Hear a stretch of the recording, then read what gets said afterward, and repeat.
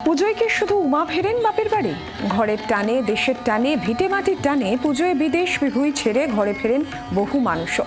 শিকড়ের এই অমোঘ আকর্ষণই এবারে দমদম পার্ক যুবকবৃন্দের পুজোর থিম।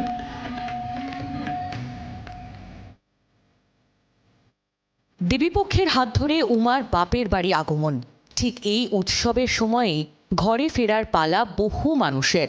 পেশার স্বার্থে যারা গ্রাম শহর ছেড়ে পড়ে রয়েছেন বিদেশ বিভুঁইয়ে, শরৎ বার্তা পাঠায় সেই সব প্রবাসীদের এখন ঘরে ফেরার সময়।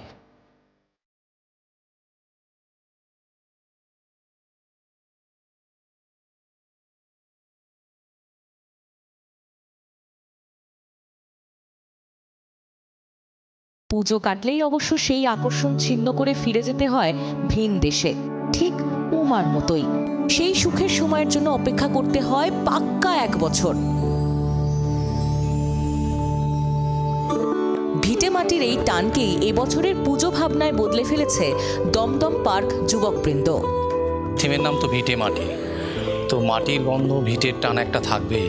যেটা আপনি বলছেন যে যখন মা চলে যায় সেটা একটা দুঃখের ব্যাপার, আবার যখন আসে সেটা একটা আনন্দেরও ব্যাপার। তো সেরকম একটা বিষয়বস্তু আমরা এখানে ফুটিয়ে তুলছি।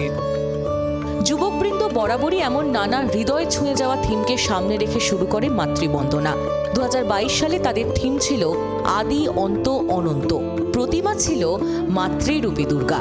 গত বছর তাদের থিম ছিল পল্লী বাংলার মা থেকে জগৎ জননী।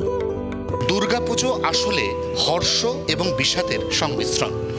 পুজো পুজো ভাব, পুজো আসছে, দূরে থাকা বাড়ির সন্তান সন্ততিরা এক এক করে বাড়ি ফিরবে, কেউ থাকে বিদেশে, কেউ থাকে ভিন রাজ্যে।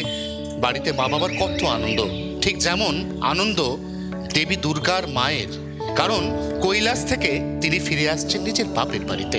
তারপর পুজোর কটা দিন যেন দেখতে দেখতে কেটে যায়, আবার ঘরে ফেরার পালা। আর এই আসা এবং যাওয়ার মধ্যে থেকে যায় ভিটে মাটির টান। দমদম পার্ক যুবকবৃন্দ এবার সেই ভিটে মাটির টানকেই মণ্ডপে মূর্ত করার চেষ্টা করছে। জি 24 ঘন্টার জন্য ক্যামেরায় অরিন্দমের সঙ্গে অয়ন, কলকাতা। বাংলার আওয়াজ, বাঙালির আবেগ, জি 24 ঘন্টা।